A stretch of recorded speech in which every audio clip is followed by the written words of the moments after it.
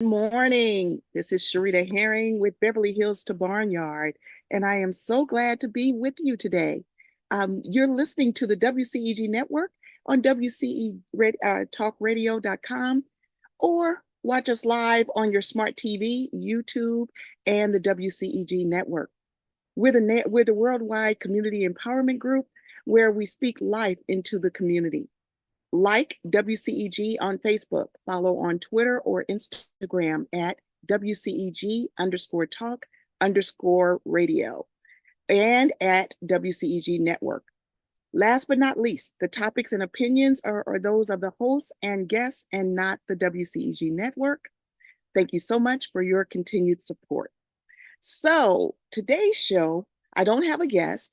I wanted to talk to you, um, I guess I would say from the heart, about just a lot of things that are going on today. And for some of you that saw my advertisement for today's show, over the past few weeks, because of my grant writing and just coaching with clients, we do a lot of research, and it just saddens me, the research that I have continued to see about the state of our country, about the state of our world. And what do I mean by that? Well, I was looking at something and it said that our national report card is scoring extremely low on all fronts. And for instance, it says the number of anxiety and depression disorders from a base of about 193 million people, and this is across the world, it says worldwide, it has increased from 193 million people to feeling extreme stress, anxiety, from 193 million to 246 million.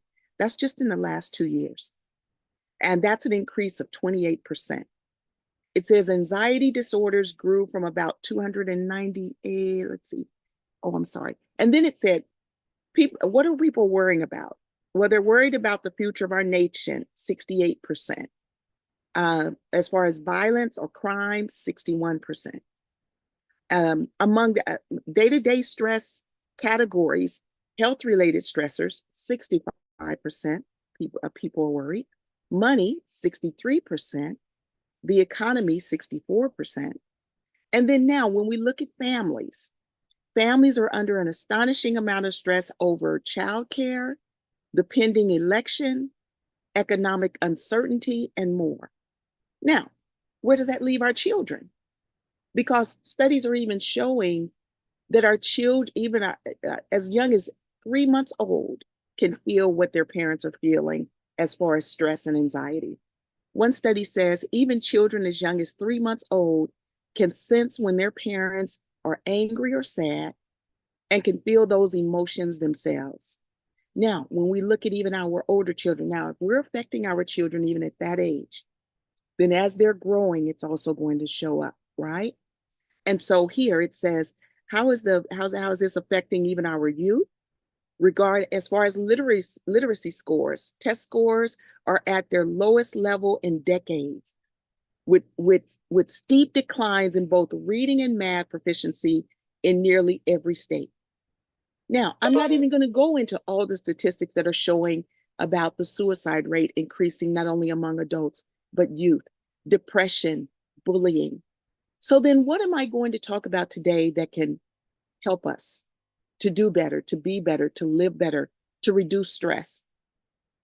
Well, many of you that know me really well know that I always turn to my natural GPS. I'm a preacher's child, can't help it. I've been raised with the love of the Lord. So if you don't love the Lord, if you don't want to hear about scriptures, you should tune out now, because the rest of my show is going to be touching on that, which is God, and how we all are built to utilize our talents, which studies have shown that when we are utilizing our talents, when we are doing what we love, all of that takes away stress. It's almost just like even if you love laughing. When you're laughing, you're not thinking about anything else. And that's why even when I put a post on, whether it's about joy, my chickens, Ali, do you know I say a prayer and say, Lord, please let this make somebody smile. Let this post help somebody to think about something that brings them joy. And if you notice everything that I talk about when I'm posting, find joy. Where's your joy? Laugh. Um, do what you love. I mean, I truly live by that. I was just sharing with my engineer, Vivian, today. I've been without water for a week. My pipes are busted. I've got campers coming this weekend, and I still wake up joyful. Yes, I have an outdoor porta potty and all of that. But you know what? Preparation. I have been prepared for this, for instances just like this. I lived in this cabin for a year with no running water. And I was even sharing with my sister recently how I feel more joy here in this little cabin that I put the insulation up myself. I feel more joy here than places that I've stayed in some of the finest hotels all over the world, even in my favorite city, Paris. And I haven't found any more joy or been happier than I am right here. Now, what has brought me to that? Because living here on the land and doing all the things that I love, from being around animals to living in nature and painting and playing my cello. I mean, doing all these different things help me to deal with all the other stressors that come in life. And so, what I want to do is, I want to take you out. I want to talk about a study that was conducted. And they did a huge study recently. And it talked about how we are so busy in our lives, just working, just making money, just trying to make ends meet, trying to keep up with the Joneses, if that's what you're trying to do, whatever we're doing, and not tapping into what truly brings us joy. Has people, you're not dealing with the stressors of life as well. And I was sharing with my sister recently that when I'm doing all of these things is like adding shocks. You know how you have a car, and when you don't have good shocks, you feel every bump in the road, every bump, no matter how small. Boom, boom, boom. I mean, and I remember one time after surgery, I was being driven home, and I was with a friend, and we were in a kind of little raggedy car. And that car seems like she was trying to find the bumps in the road. And I mean, I was like tensing up because those bumps were so hard. But when you're in a car with good shocks, no matter what bumps you hit, that car just glides over those bumps. And that's what doing the things that you love in life, that's what it does for us. And when we have gotten away from doing those things, or sometimes I've even asked my clients, what do you truly love? When was the last time that you did something that you truly love? Not work, not doing something for someone else, but something that you truly love. And their eyes glazed over. I mean, they look like a deer in headlamps. And they said, Sherita, I cannot remember the last time I did something just for me that I love. And so let me read something to you. Our gifts are from God. The Bible has shown that, it is proven. And when we really reach and start doing those things that we love, our life feels better. Our day, our stress levels go down. So Romans 12:6, it reads, we have different gifts according to the grace given to each of us. And I've had a lot of people to say on Facebook, Sherita, is there anything you can't do? Absolutely. There's a lot of stuff I can't do. But I focus on the things that I can do because I believe, I know that with God, my GPS that I talked about a little earlier, my GPS is God, praise, and service. And to me, when I'm doing those things, even when I'm coaching, see, my business is built around doing what I love. I love talking to people. I love empowering people. I love making a difference in community. And I have purposely built my business around that. So that even when I'm dealing with a client that might be one of my difficult clients, the fact that I know that I'm helping them to do something that's going to make a difference is so gratifying for me. And so even when I'm working, I'm doing a portion of what I love. But we all are layers. There are layers to all of us, from our hobbies to our talents that we do that helps us to get paid. And let me stop there for a moment. Get paid. I always say to my clients, and even to my sons, or just in conversation with my girlfriends or whatever, With faith comes finance. I believe it, I live it, and so I know that it happens. Even with my clients, I might coach sometimes, depending on if I'm coaching a group or whatever, I might coach from 5 to 200 people a month. And when I have learned that I ease in what I believe about what God has given us, when I ease in about believing in faith, with faith comes finance, when I ease in talking about the natural GPS, even before we will follow the GPS in our car that is man-made to a T, and will not touch into the God, praise, and service, which is the GPS that we were born with. And so the more that I can encourage you to do those things, I've seen the results even with my clients. I can't tell you how many emails or calls that I get when I've helped my clients to do more of what they love and incorporate that into their day to day and show them how whatever gifts God has given us. Because let me touch a little bit more on the gifts before I go there. James 1:17 tells us every gift is from God. We all have different talents and God-given gifts, but they are all important, and can be used for God's kingdom. Well, see, when I'm training my clients to use their gifts, and people always hear me say, and there's a grant for that, because it is. For one, God doesn't waste giving us gifts just because. I mean, I cannot sing, but I come from a singing family. And every one of my family members that have exercised their gift as singing have gotten paid to do it. When God gives us talents, again, it's not just because, oh, well, let me throw a little bit over here and give this one this. No, when you exercise what God has given you, there's no way that you can't survive off of it if you focus on it. Every gift that you have, there is a way for you to survive off of it if you utilize it and learn to market it the same way that we market anything else, or that we do, whether we're marketing something or pushing something for someone else because it's their business and that's who we work for. If you turn inward and find out what it is that your gifts are, or you've probably known them all along but got away from them because of having to work every day and do so many other things. When I look at Matthew 25, and it says, for the kingdom of heaven it talks about the man that gave 3 of his servants talents. And so now you can, I'm not as versed in the Bible as I should be, or I'm working on it. I am working on it. And so there are so many parables in the Bible that when you learn to understand them, it brings even more clarity. But what I have seen from him giving his servants talents, he gave one 5 talents, he gave another 2 talents, and he gave another 3 talents. And he was traveling. So when he gets back, he finds out one that got the 5 talents, he actually doubled those 5 talents by using them and created more income back with those 5 talents. See, the talents that they're speaking of were like the money during that time. And so he doubled his money. The one that had the 2 talents used his skills and doubled his money and now had 4 talents. But the one that he gave the servant 1 talent, he buried that talent because he didn't want to take a chance in losing it. And he was so proud to show his master that he had that single talent when he returned.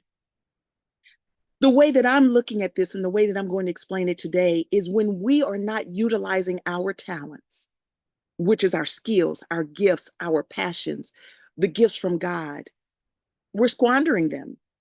You're not as happy in your life.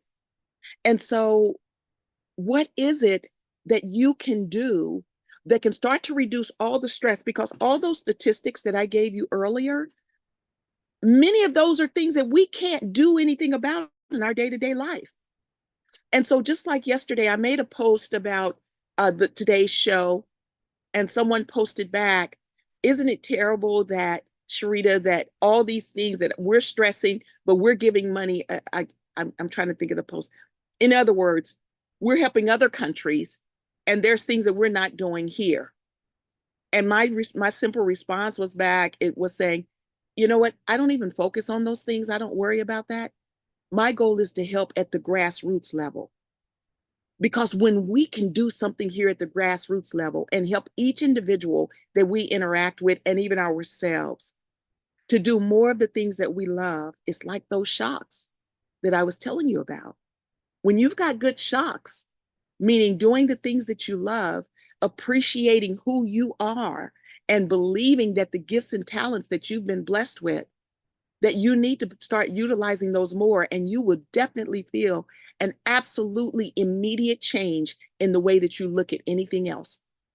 Wayne Dyer, a great motivator, once said, and it is the screen saver on my computer, when you change the way you look at things, the things you look at change.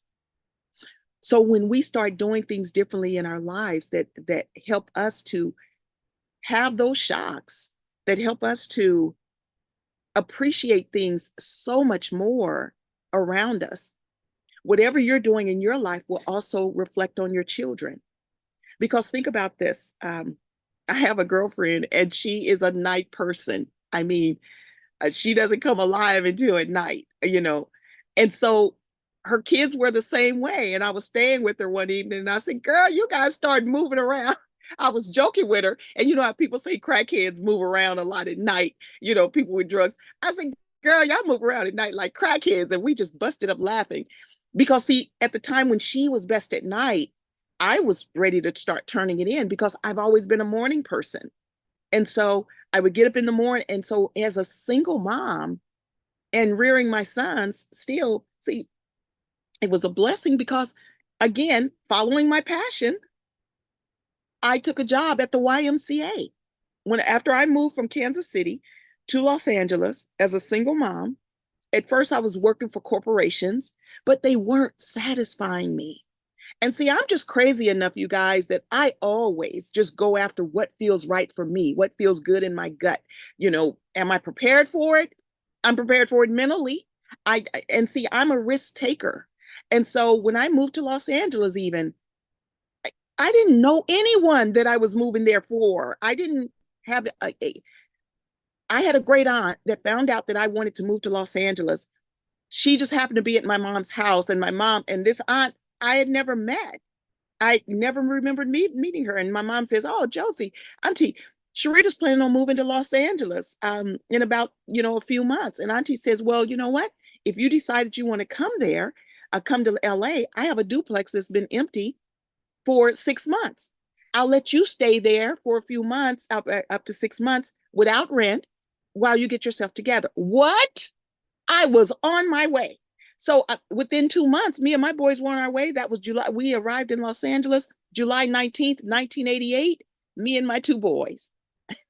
And did I have a job? No, I had a temp assignment. So what I started to talk about before I jumped to that subject, before I started working at the Y, I was working in corporate America because my mom always told me, Sherita, learn to type. That was when typing was really getting popular and we were going from the manual typewriter to the electric typewriter. I made sure I took typing. So I could type 78 words a minute. So I was never going without a job, especially temp assignments. So I came here on temp assignments and they had me working at IBM in El Segundo, California, right there, right outside of Los Angeles, in the, you know, connected to the city of LA, but it's El Segundo. Well, anyway, but it wasn't satisfying me. And I was looking through the paper and saw a job at the YMCA. And I figured, wow, as a single mom, if I'm at the YMCA, that's going to help my boys. So I took that job. But I was working for corporate. I was working for the CFO. And after I worked for him for almost a year, I saw a position open at the actual YMCA that served community. And I took that job. So I'm getting to that, to what I'm, the whole point about doing the things that you love.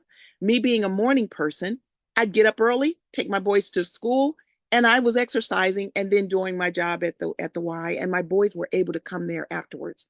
So being a morning person, my boys grew up that way. Even on the weekends, we're up early, they're going to their baseball games, or I'm taking them to practice or whatever. So they constantly grew up being someone doing, following the parent, the habits of their parent. So I'm saying this to you, that whoever you are, whatever regular routines that you have, even if it's walking around stressing and complaining about politics or complaining about the economy or complaining about not having money, your kids are taking that in. So I'm saying this for you to start even your conversation to being different, because whatever you are feeding yourself, that's what you're taking into your soul. And so when we do that, then you're not leaving room for all of the other gifts of who you are and what you have. It might be poetry. It could be knitting, crocheting. Matter of fact, just about a year ago, another friend of mine moved from one city to Texas to help with her son, but she loves crocheting. And I'm talking to her and I'm like, baby girl, you could be taking that crocheting. Do you know there's a grant for that? And so I told her, I said, call your local YMCA. You could start doing crocheting there as an after school program. You could take it into senior facilities, and there's a grant for that. And you guys, she reached out to the local Y and she developed that relationship. I had another coaching client. His passion was surfing, but he was an accountant. But see, when he talked about being that accountant, his eyes didn't dance. A matter of fact, I initially met him at a dinner party, and we're sitting and talking, and I say, well, you just start talking to people, and I'm like, okay, well, what do you do? And he says, oh, I'm an accountant, and uh, make good money, but he was talking about it in the way I'm like got this frown here, and he didn't seem happy in the way that he was talking about being that accountant. And so I asked him, I said, well, if you had 3 days to do absolutely nothing, what will you do? And see, when you touch people's soul, when you touch what they're passionate about, their mannerisms are different. Their voice might go up a couple of octaves, maybe, but something changes, something shifts. And when I asked him, what would he do? You know, it's like sitting on the edge of his chair. He's like, oh man, Miss Herring, when the tide is high, even before I go to work, I'm out on that water and I'm riding those tides. And now he's gotten all animated and forgotten. Forgotten that he's even trying to be professional or whatever. And he's talking about how much he loves surfing. Through coaching, I helped him develop an after school surfing program. See, we don't realize the gifts and talents, the passions, those are gifts from God, and that's Him showing up through us. And when you start truly exercising that, it is unbelievable the things that can happen. So I beg you to start doing more, just a little bit. See, a lot of times too, when we can't do something continuously every day, or stay on a schedule, I want to do this Monday, Wednesday, Friday. When we get away from that, when something interferes with that, then we think we failed and then we stop doing it. You guys, I am greedy. I pray every day, Lord, let me do everything that you've given me. Let me in some kind of way do all the gifts, I take advantage of all the gifts and talents that you've given me. And I do. I do. And so when I'm on Facebook, I'm just sharing with you guys what I love, what I enjoy doing, no matter whether I do it a little or a lot. One thing that my mom always used to say to me that I treasure, she would say, Sherita, 5% of something beats 100% of nothing. So if I can play my cello only 5% of the time, and then I'll paint 20% of the time right now, on the weekends, it might take up 80% of my time. Through the week, if I'm not doing anything but with my animals, that's why even if I get off of a stressful call, even when doing what we love, we have stressful things. Some of my clients I could strangle, and then other clients I can't wait to talk to. But then when I get off the phone and can step outside and see the beautiful trees, or laugh at my rooster doing something crazy, or look at my beautiful girl Joy that's sitting right here next to me, and the funny things that they do, all those things. Yes, I was talking about you. Yes, I was. All those wonderful things are what bring me joy, which is why her name is Joy, right? Because if I can't find the joy for any moment, I can call it. And here she comes running.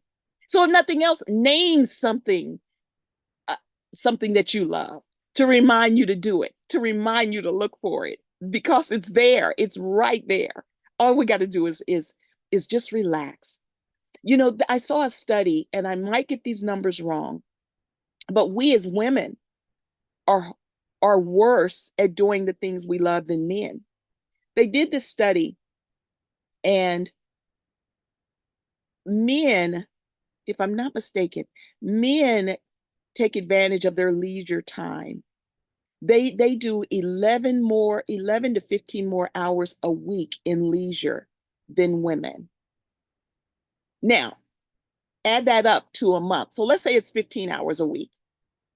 Then that's 60 hours a month more. Am I calculating right? 15, that's 30. Yes. 60 hours more a month in leisure time. And when I say leisure, when you're doing leisure, that also means that that's helping you as far as your stress level, anxiety, and all that. Because we as women, we're always multitasking. When we're washing dishes, we might still be making our list on what we're going to do at the store. When we're at the store, we're thinking about that we need to go and run and do this. Oh yeah, and I've got to go pick this up. Oh, and then I have to go by the cleaners. Oh, and when I get home, I have to do this. Oh, and then before I go to bed, I got and it's crazy. But Bernie Dorman, who I treasure his tutelage, because he created the CEO Space Business Forum, which I was a part of and a faculty. And one of the things that I just recently posted that he did, God rest his soul, he's no longer with us, but he was talking about, ladies, when you ask a man what is he thinking about, and he says nothing, believe him. You know, he might just be watching football and that's all he's doing. He's not thinking about anything else. And he's joking, and he talks about how we as women, we've got all these boxes and things that we're doing like drawers, and we're pulling that one open and we're doing this and we're running around. So we can't even imagine that a man is sitting there just watching the game and not thinking about anything else, because we're always thinking about something else. But what's happening is women now have the highest stress level. You know, women, it used to be that women outlived their spouses, and that's not that way anymore by 10 years. And that number, as far as the years in between, as far as death, has dwindled. Speaking of death, when there's a study, and they asked um, uh, people that were on their deathbed, what are some of the things that they most regret? And three of the top things were not doing more of the things that I love, spending more time with family, and just enjoying life more and laughing more. They didn't say, wish I would have made more money. They didn't say, I wish I would have bought that car that I wanted, or got that job that I wanted when I wanted that in another city. No, the things they talked about were the things that are free, the things that can bring you joy in any situation. So that's what I wanted today's show to be about, because people are hurting. And what can we do about it? Huh? So I keep talking about there's a grant for that. There's a grant for that. Go to my website at philanthropyalliance.org, and I'll make sure and put it in the recap. When I'm talking about the coaching, I help my clients to do these same things that I've been speaking about today. And how do I do that? I have a grant masterclass that's coming up in February. And right now, until the end of the month, it's only $350, regularly a $600 class. If you'd like to step into the nonprofit arena, even, we've been running Martin Luther King holiday specials, and we're offering those through the end of the month. Consider that. But if nothing else, consider doing more of what you love. Consider, even if you love to swim, do you know there's a grant for that? You could teach swimming classes. If you love horseback riding, I developed a horse rescue, several horse rescue programs that are also doing horseback riding for youth, taking small miniature horses into senior facilities. If you love chess, you could be getting paid to do that. I mean, there are so many opportunities for us. So what are you going to do now after this show? So anyway, This is Sherita Herring on Beverly Hills to Barnyard. I hope that this show has been helpful. I hope that it's made you think about a lot of things that you had not thought about before. Have a wonderful rest of the week, and I look forward to coming back to you next Wednesday. Join us.